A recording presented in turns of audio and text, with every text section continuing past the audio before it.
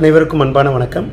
இந்த பதிவில் நம்ம என்ன பார்க்க இருக்கிறோம் அப்படின்னா, மிக மிக முக்கியமான, அதாவது மெல்ல கற்கும் மாணவர்கள், 10ஆம் வகுப்பு படிக்கக்கூடிய மெல்ல கற்கும் மாணவர்களை எப்படி சமூக அறிவியல் பாடத்தில் தேர்ச்சி அடைய செய்வது, இதைத்தான் பார்க்க இருக்கிறோம். ஸோ முழுமையாக கேளுங்க. அதாவது சமூக அறிவியல் பாடத்தை பொறுத்தளவு கண்டிப்பாக புரிஞ்சு படிக்கணும். எந்த பாடமே புரிதல் இல்லை அப்படின்னா கண்டிப்பாக படிக்கவே முடியாது, அதை தேர்ச்சி அடையவே முடியாது. சரிங்களா? ஸோ புரிதல் என்பது முக்கியம். ஸோ இந்த சமூக அறிவியல் பாடத்தை பொறுத்தளவு எளிமையான வழி எதை நம்ம ஃபாலோ பண்ணலாம் அப்படின்னா, ஃபஸ்ட்டு மாணவர்களுக்கு 1 மார்க் கொஷினுக்கு அதிக முக்கியத்துவம் கொடுக்கணும். சரியான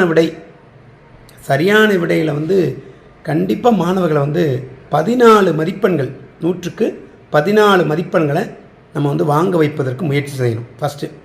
அப்போ எல்லா பாடத்துக்கும் புக் பேக் பின்னாடி இருக்கக்கூடிய 1 மதிப்பெண் வினாக்கள் சரியான விடைக்கு அதிக முக்கியத்துவம் கொடுக்கணும்.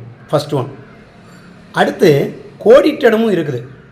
5 மதிப்பெண் வினாக்களில் ஃபஸ்ட்டு கொடுக்குறதே கோடிட்டடம் தான். 5 கோடிட்டடமாக கொடுப்பாங்க. 29வது கேள்வி அப்படின்னு நினைக்கிறேன். ஸோ அந்த 5 கோடிட்டடத்தையும் மாணவர்கள் எளிமையாக மதிப்பெண்கள் வாங்க வைக்கலாம். ஸோ நம்முடைய யூடியூப் சேனலில் அதை கண்டினியூவாக நம்ம கொடுத்துக்கிட்டு இருக்கோம். தினமும் 10 நிகழ்வு என்ற அடிப்படையில் தலைப்பில் 1 மதிப்பெண் வினாக்கள்லாம் கொடுத்துக்கிட்டு இருக்கோம். ஏன்னா அதை கண்டிப்பாக வாங்க வச்சிடலாம்.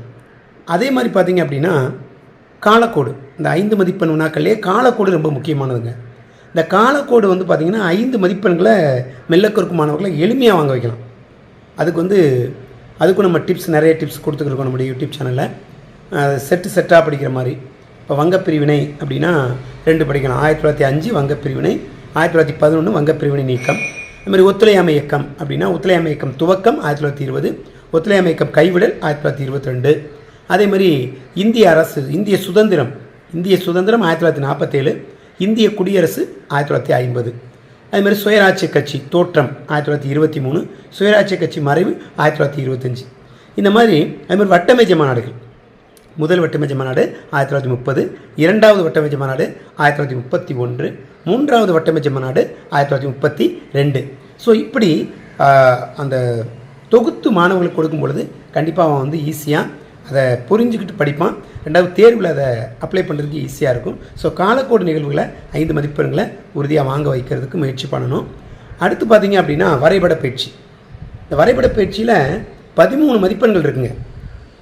லாஸ்ட் கேள்வி பார்த்திங்க அப்படின்னா 8 மார்க், அதாவது புவியியல் பகுதியில் 8 இந்திய வரைபடத்தில் 8 இடங்கள் கொடுப்பாங்க, அல்லது தமிழக வரைபடத்தில் 8 இடங்கள் கொடுக்கலாம்.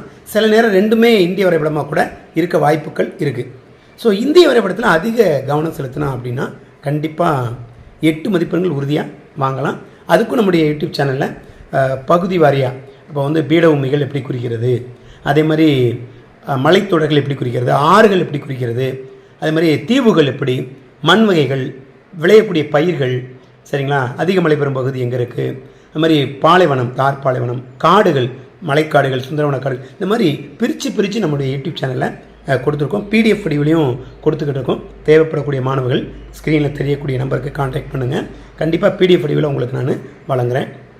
அடுத்து பார்த்தீங்க அப்படின்னா உலக வரைபட பயிற்சி 5 மார்க்கில் உலக வரைபடம் கேட்கலாம், அல்லது இந்திய வரைபடம், புரட்சி நடைபெற்ற இடங்கள், தேசிய இயக்கங்கள், அந்த இதுலேருந்து டாப்பிக்லேருந்து கேட்கலாம். இது 5 மதிப்பெண் வினாக்களில் இடம்பெறும். புவியியல் பகுதி அப்படிங்கிறது 8 மதிப்பெண் வினாக்கள். இந்த 5 மதிப்பெண் வினாக்களில் இந்தியா வரலாம், இந்தியா கொடுக்கல அப்படின்னா உலகம் வரலாம், உலக வரைபடம். ஸோ அதுலேயும் முக்கியமான இடங்களை நம்முடைய சேனலில் பிடிஎஃப் வடிவிலே கொடுத்துருக்கோம், குறிச்சும் காமிச்சிருக்கோம், வீடியோ வடிவில் உங்களுக்கு கொடுத்துருக்கோம், பதிவாக கொடுத்துருக்கோம். ஸோ கண்டினியூவாக நம்முடைய சேனலில் பாருங்கள். அடுத்து பார்த்திங்க அப்படின்னா 2 மதிப்பெண் வினாக்கள். இந்த 2 மதிப்பெண் வினாக்களை மிகவும் எளிமைப்படுத்தி நம்ம கொடுத்துருக்கோம், பிடிஎஃப் வடிவில் கொடுத்துருக்கோம். நிறைய மாணவர்கள் கேட்டுக்கொள்வதன் அடிப்படையில் பிடிஎஃப் வடிவில் அவங்களுக்கு நான் கொடுத்துருக்கேன். 2 மதிப்பெண் வினாக்களில் பார்த்திங்கன்னா வரலாறு பகுதி, அதுமாதிரி குடிமையல் பகுதியில் ஈஸியாக நம்ம படிச்சிடலாம். நம்ம புவியியல் பகுதி ஈஸி தான். இந்த கேள்வி தான் வரும்னே நம்ம என்ன செய்யலாம், கணிச்சு படிச்சிடலாம். ஏன்னா ஒரு 4-5 பப்ளிக் கொஸ்டின் எடுத்து வச்சிட்டிங்கன்னா நீங்கள் அந்த கொஸ்டினை அதிகமாக ப்ரிப்பேர் பண்ணுங்கள். உங்களுடைய மாவட்டத்தில் காலாண்டு, அரையாண்டு, முழாண்டு, காலாண்டு, அரையாண்டு, மிட்டம் டெஸ்ட்டு, அதே மாதிரி திருப்புதல் தேர்வு, இந்த கொஸ்டின் பேப்பரில் உள்ள வினாக்களுக்கெல்லாம் அதிக முக்கியத்துவம் கொடுத்தீங்கன்னா கண்டிப்பாக 2 மார்க் கொஸ்டினை உங்களால் படிக்க முடியும். அதுக்கும் நம்முடைய யூடியூப் சேனலில் நிறைய பதிவுகள் கொடுத்துருக்கோம். தினமும் 10 2 மார்க்கு அந்த மாதிரிலாம் கொடுத்துருக்கோம். ஸோ கண்டினியூவாக பாருங்கள். அடுத்து பார்த்திங்கன்னா நிறைய மாணவர்கள் 5 மதிப்பெண்கள் அப்படின்னாலே ரொம்ப பயந்துருதான். ஸோ மெல்ல கற்கும் மாணவர்களும் 5 மார்க் கேள்வியை அட்டன் பண்ண வைக்கணும். எப்படி அட்டன் பண்ண வைக்கிறது அப்படிங்கிறது ஏற்கனவே நம்முடைய சேனலில் ஒரு தனி டாப்பிக்காகவே கொடுத்து சொல்லியிருக்கிறோம். இருந்தாலும் பிடிஎஃப் வடிவிலும் மெல்ல கற்கும் மாணவர்கள் ஒரு 30 5 மார்க் கொஸ்டின் படித்தா கூட போதும். அது எப்படி, ஒரு 5 மார்க் அப்படின்னா ஒரு 4 பாயிண்ட் ஒரு 3 பாயிண்ட் அட்டன் பண்ணுற மாதிரி. ஸோ மெல்ல கற்கும் மாணவர்கள் அவ்வளோதான் படிக்க முடியும். எல்லா மாணவர்களும் அதை படிக்கக்கூடாது.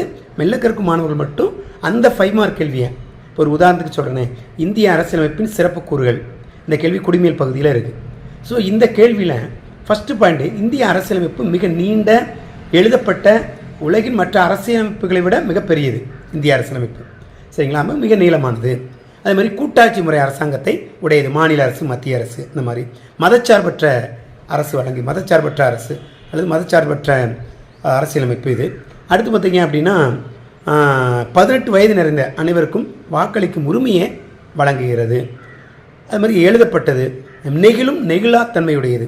ஸோ இந்த மாதிரி எளிமையாக ஒரு 4 வரி அவனுக்கு சொன்னாலே போதும். கண்டிப்பாக 5 மதிப்பெண்களுக்கு ஒரு 3 மார்க் அவனால் வாங்க முடியும்.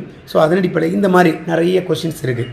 சரிங்களா, அது மாதிரி வெர்சை சூழ்நிலைக்குடைய சரத்துக்களை சுருக்கி தரலாம். அடுத்து பன்னாட்டு சங்கம், ஐநா சபையினுடைய சாதனைகள், அது மாதிரி இமயமலையினுடைய முக்கியத்துவம். சரிங்களா, அது மாதிரி காடுகளுடைய வகைகள், மண் வகைகள். சரிங்களா, நாட்டு வருமானம் கணக்கிடக்கூடிய வழிமுறைகள், 3 வழிமுறைகள் இருக்குது. செலவின முறை, மதிப்பு கூட்டு முறை, வருமான முறை. ஸோ இதை படிக்க வைக்கலாம். அது மாதிரி அந்த இன்னும் சொல்கிறதா இருந்தால் நிறைய இந்த மாதிரி 5 மார்க் கேள்விகள் நம்ம ஒரு 30 கேள்விகள் கொடுத்துருக்கோம். ஸோ அந்த கேள்விகளுக்கெல்லாம் ஒரு 2 வரி 3 வரி மாணவன் படித்தாலும் அந்த கேள்வியெலாம் கண்டிப்பாக இடம் வரும். ஸோ நிறைய கேள்விகள் படிக்கும்போது தான் நம்ம ஒரு 4-5 கேள்வியாவது அட்டன் பண்ண முடியும் 5 மார்க்கில். ஸோ 3 வரி எழுதும் போது 2 மார்க்காக எடுக்கும் போதே கிட்டத்தட்ட 10 மார்க் வந்துடுது 5 மார்க்கில். ஸோ மெல்ல கற்கும் மாணவர்களையும் அதிக மதிப்பெண்களை வாங்க வைக்க முடியும் அப்படிங்கிறது என்னுடைய கருத்து. ஸோ இது கண்டிப்பாக உங்களுக்கு புரிஞ்சிருக்குன்னு நினைக்கிறேன். கண்டிப்பாக இதை மற்ற மாணவர்களுக்கு இதை ஷேர் பண்ணுங்கள். இது மெல்ல கற்கும் மாணவர்களுக்காக நம்ம நிறைய படைப்புகளை நம்முடைய GMS Shanmuga way to success YouTube channel வழியாக கொடுத்துக்கிட்டு இருக்கோம். அதே நேரத்தில் இப்போ பார்த்திங்கன்னா ஒரு 4 தினங்களாக 12ஆம் வகுப்பு வரலாற்று மாணவர்களுக்கும் தினமும் 10 என்ற நிகழ்வில் 1 மதிப்பெண் வினாவிடைகளோடு நம்ம கொடுத்துக்கிட்டு இருக்கோம். ஸோ அவங்களுக்கும் இது பயன்படும் அப்படின்னு நினைக்கிறேன். ஸோ எல்லா மாணவர்களுமே சமூக அறிவியல் பாடம் அப்படின்னாலே ஒரு பயம் இல்லாமல் எளிமையாக புரிஞ்சு படித்து, இதை படித்தா போதும், இப்படி எழுதினா போதும், தேர்வில் தேர்ச்சி அடைஞ்சிடலாம், நிறைய மதிப்பெண்களை எடுக்கலாம் அப்படிங்கிற உணர்வு வரணும் அப்படிங்கிறதுக்காகவே இந்த பதிவு. கண்டிப்பாக அந்த பதிவு உங்களுக்கு பிடிச்சிருக்குன்னு நினைக்கிறேன். கண்டிப்பாக உங்களுக்கு சமூக அறிவியல் பாடம் தொடர்பாக 10ஆம் வகுப்பு சமூக அறிவியல் பாடம் தொடர்பாக ஏதேனும் சந்தேகங்கள் இருந்தால் கண்டிப்பாக என்ன நீங்கள் தொடர்பு கொண்டு கேட்கலாம். ஸ்க்ரீனில் தெரியக்கூடிய நம்பருக்கு காண்டாக்ட் பண்ணுங்கள். அதே நேரத்தில் நம்ம 9ஆம் வகுப்பு மாணவர்களுக்கும் தினமும் 10 நிகழ்வு 1 மதிப்பெண் வினாவிடைகள் நம்ம கொடுத்துக்கிட்டு இருக்கோம். இதெல்லாம் எதுக்காக கொடுக்குறோம் அப்படின்னா, மாணவர்கள் ஈஸியாக சமூக அறிவியல் பாடத்தை அணுகணும், அதை படிக்கணும், தேர்வை பார்த்து பயந்துடக்கூடாது. ஸோ அப்படிங்கிறதுக்காக தான். ஸோ தினமும் நம்ம படிக்கணும். தேர்வுக்காக படிப்பதை விடுத்துவிட்டு டெய்லி நம்ம படித்தோம் அப்படின்னா கண்டிப்பாக தேர்வை பற்றிய ஒரு பயங்கிறதே நமக்கு இருக்காது. இதே மாதிரி அனைத்து பாடங்களையும் மாணவர்கள் படிக்கிற பொழுது கண்டிப்பாக எல்லா பாடங்களையும் தேர்ச்சி அடைவதற்கு வாய்ப்புகள் அதிகமாக இருக்கும் என்பது என்னுடைய கருத்து.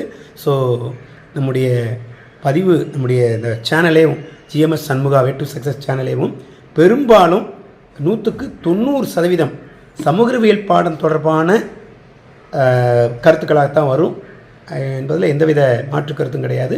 ஸோ கண்டிப்பாக இந்த பதிவு உங்களுக்கு பிடிச்சிருக்குன்னு நினைக்கிறேன். பிடிச்சிருந்தால் கண்டிப்பாக ஒரு லைக் பண்ணுங்கள். மறக்காமல் மற்ற மாணவர்களுக்கு ஷேர் பண்ணுங்கள். அப்போ தான் அவங்க ஏதாவது சமூக அறிவியல் பாடத்தில் ஏதாவது சந்தேகங்கள் ஏதாவது இருந்துச்சுன்னா என்னை தொடர்பு கொண்டு கேட்பாங்க. உடனடியாக அதுக்கு பதிலளிக்கப்படும். ஸோ மறந்துடாமல் நம்முடைய யூடியூப் சேனலை கண்டினியூவாக பாருங்கள். மற்ற மாணவர்களுக்கும் ஷேர் பண்ணுங்கள்.